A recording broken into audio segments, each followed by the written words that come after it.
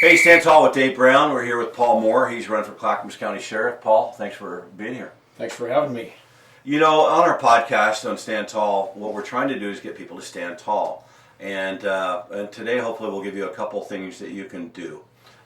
We had a women's focus group the other day, and they were asking that very question: what do you do to stand tall? Just in general, I think, Paul, you're trying to stand tall because you're trying to run for Clackamas County Sheriff, which is a big deal. What's another way you would say in your regular everyday life that you try to stand tall? Well, I try to stand tall in my family. I want to take care of my family and be the best leader I can in a family thing, take care of them, support them. I think that sets the foundation of everything in my life. You know, happy wife, happy life. I believe that, and I try to be the best husband I can. Of course, my kids are growing out of the house, but I try to start everything at the family level. So when I leave the house to do whatever I'm doing, I got that part of my life taken care of, which is the most significant part of my life. Yeah, I mean, Paul, you know my wife Judy real well. Yesterday, stand tall for me would be, we've had a lot of stuff happen in our life, you know, lately. You know, some of it great, some of it okay, some of it, you know, pretty tough. But yesterday, the weather at the beach was awesome, and we went to the beach and went for 2 different walks, had lunch at the Otis Cafe. Go to the Otis Cafe in Lincoln City. Oh my goodness sakes, it's awesome. Pancake is this big and awesome. Judy had a great omelet. Otis Cafe, Lincoln City. It's not an advertisement. I'm just telling you, go there. We laid in the sun for a couple hours at the Oregon beach. It was beautiful, and I just know at the end of the day, my wife was like, "Thank you for, you know, just a great day." Yeah. And I mean, we don't say the term standing tall. It was just, but I felt like I stood tall for my wife yesterday because it was a day that she needed, you know. She needed some respite from everything that's been going on. You know, Paul, as we move into the whole Clackamas County thing, there are certain things that you can do as a sheriff that I don't think people are aware of. And so I want to go over a couple of those things. I may follow up with a question on it, but I think the average person out there needs to know what a sheriff can actually do for them that's going to benefit them on a daily, weekly, monthly basis. You know, and what would be something that would come to mind? Well, there's a lot of things. I think getting into the definition of what a sheriff is and understanding what a sheriff is, then you can talk about the things they do or they can do. I can tell you right off the cuff, initially, generally, sheriff is probably the most important person that you can elect because they have the authority and the power to stand up for your rights and on a county basis, on a local level. And sheriff is defined in law in Oregon. It's ORS 206101 as Chief Executive Officer and Conservator of the Peace in the county. And that's saying a lot. I like how those dovetail. So I ask people all the time to kind of bring that point home is who is the Chief Executive Officer in our nation? Well, that's the President. Well, think of the sheriff as not a cop or a law enforcement officer necessarily. It's an important part of what they do, no doubt. But think of your sheriff as the President of the county, which is really what the law defines them as. So they have broad authority to use that and stand up and make your life better on a real level, on a local level. And you elect somebody as president or senator or congressman, they can't do something that's going to affect you locally right now immediately. The sheriff can. And it could be as simple as show up at a school board meeting and say, you know, I'm Paul Moore, Clackamas County Sheriff. I want to thank you all in advance for making this a productive, calm, respectful meeting, and you stand back in the corner and fold your arms and then nothing happens and everything's calm. Right. Because your presence. Or it could be as simple as writing somebody a thank you note, a child that got good grades in school or accomplished something remarkable and making them feel important because they got a handwritten letter from the county sheriff. So those kind of things. It's a community leader. It's someone who is practicing leadership, encouragement. And there's a lot of bad stuff happening nowadays, and there's more coming down the pike. A sheriff is in a unique position. If they get out of that law enforcement role long enough, they can do things for the community on multiple levels. No, that's good stuff.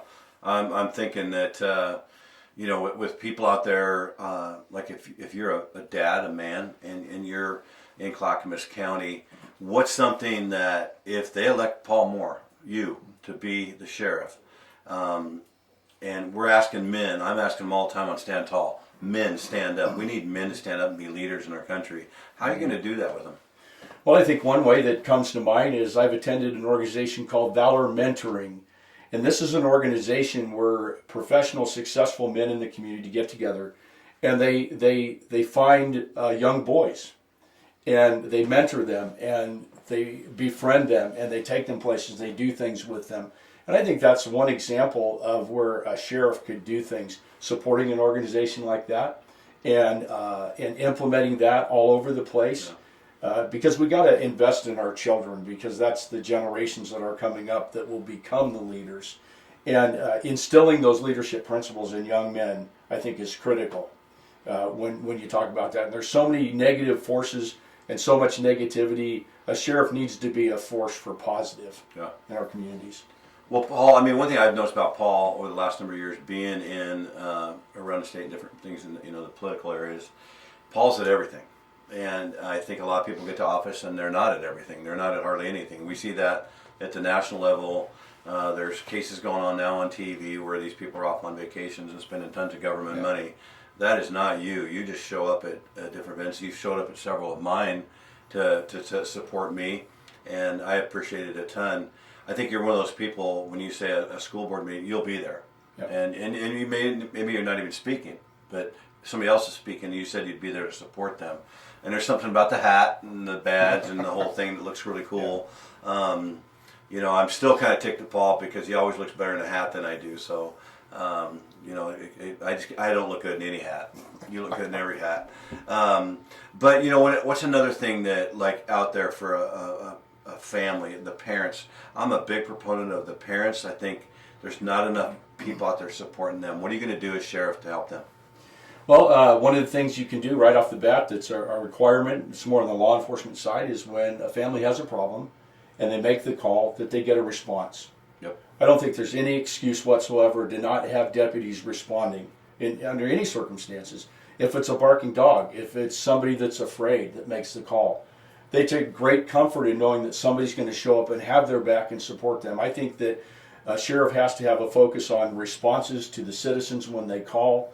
And that needs to be the primary thing. It's not having the most expensive or most trick urban assault vehicle for the SWAT team necessarily. Those things can be important in the right applications. But I think having boots on the ground that can respond, because again, public safety is the foundation. And if people feel safe and they feel comfortable in their communities, then it unleashes them to use their talents, to raise their families, to do the things that they need to do. So I think responding is the most important thing, and there needs to be a response 100% of the time. It needs to be quick. Those are things that can happen with the right management. Right. Now you're going to be in a campaign that's huge, 2024. I mean, it's massive. We have presidential all the way down. This is going to be a big voting time in our country. It could be one of the most important in our history. I think it's that important in Oregon. I have people all the time tell me, I'm moving to Texas, Idaho, Tennessee, and I'm like, not me. I'm an Oregonian, I'm staying here. I don't get to go to the beach like I did yesterday with my wife because they don't have beaches back there. They got streams and rivers. We got this ocean thing going on. And I think that I'm not leaving Oregon because I believe in Oregon, and a lot of people put us down. Generally with you and I try to be more on the optimistic side. What are you going to tell the Clackamas people to, like, stand tall on being optimistic? Like, what's something that they can really rally around that you would say to them? Well, simply put, Dave, the reason we see a lot of the issues that we see, it's simple. It's we've raised our families, we educated ourselves, we started our businesses, we practice our faiths. We did a bunch of good stuff, and then we wake up many years later and we don't like what's happening in our government. We can stand tall, to use your term, against that, and we can do the right things.